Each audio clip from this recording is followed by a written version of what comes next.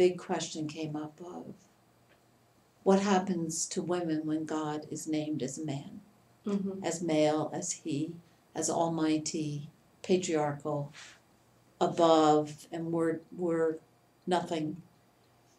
And of course, I couldn't live that way. I would have died too, asking that question. So when I was in seminary, I studied with some of the great feminists of the 1980s, all the first feminist theologians, and it's so life-giving. But the church really doesn't want to hear it. Everybody who was up front doing the service was male. I said, that's it. I have to be ordained for those girls, so there's another woman they can see who's up front. And it's really carried me through. It's not just for girls or for women, it's for men and boys, and just to be a female presence, and also to bring my experience and my studying to them, actually. A number of things all coalesced at one time.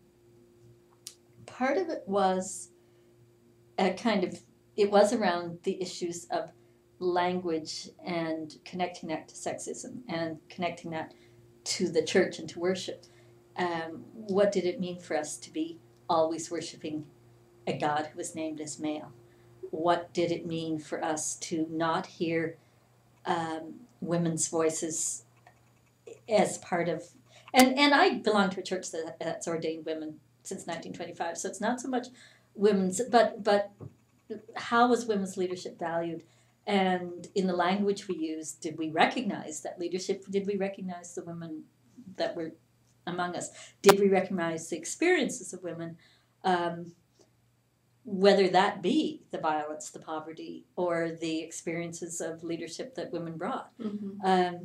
So all of those kinds of questions. And so awakening to the way that our theology and our worship had created exclusion, that was one piece.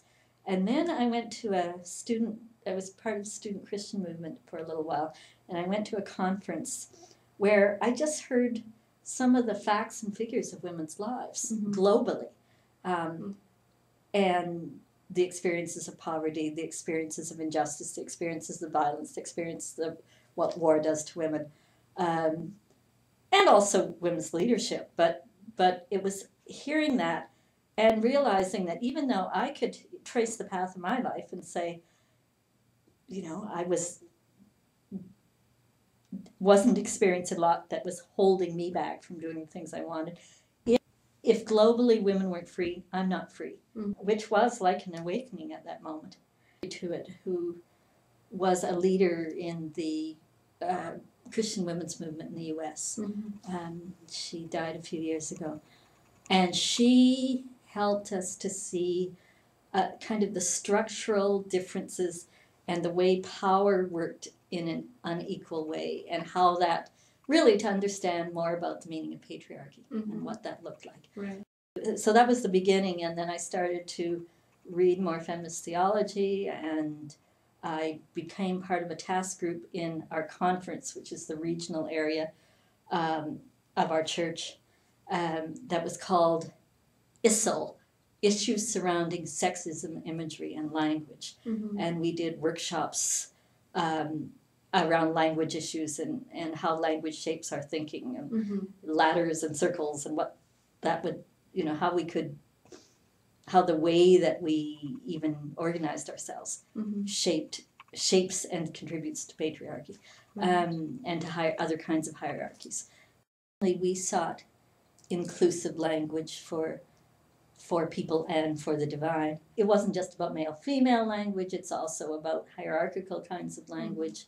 The language symbolizes the way we understand power and the way we use power, and that affects things like race and class, and the way we use language around light and dark. It's a feminist gathering where we're trying to build different understandings, and yet we fall into an assumption around language that always has dark as the negative. light as the positive. And how does that feed the racism we live in? Ask those kinds of questions as well. So it's always been wider than just worship or just female-male language. And imagine they were on a ladder, and who can you talk to? Who can you see? What happens if you're a very large person on the top of the ladder or a small person on the bottom? What happens if somebody on the bottom starts to shake the ladder? How the hierarchical thinking of our lives and the language that comes out of it or relates to it affects the way we relate to each other.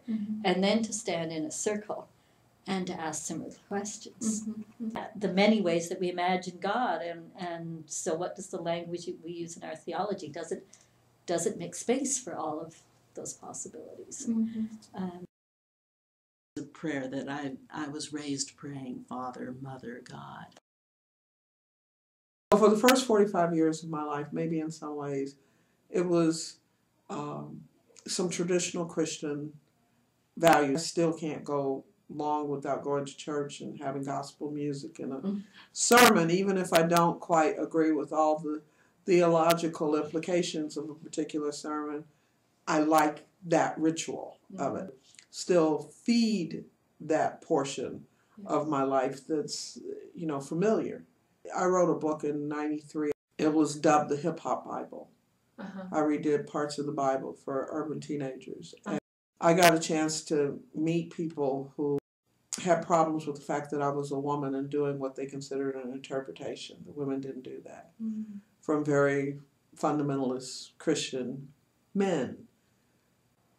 Realizing how much people really don't study the thing that they say they're following.